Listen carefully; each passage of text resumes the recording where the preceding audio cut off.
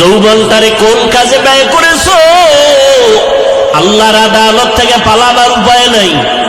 কয়দিন আর বাহাদুরি করবা? এমন জীবন গড়িয়া কবরে যাও যে দুনিয়ার সবাই তোমার মরণে কান্না করবে, দোয়া করবে। আকাম কইরা মোবাইল চালাইয়া চেহারাটারে নষ্ট করে ফেলেছ।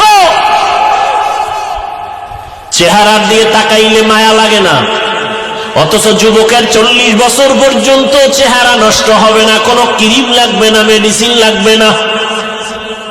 ও যুবক, বলো তোমার 40 বছরের আগে চেহারা কেন নষ্ট? তোমার চেহারার মধ্যে কেন নূর নাই, কোনো আলো নাই?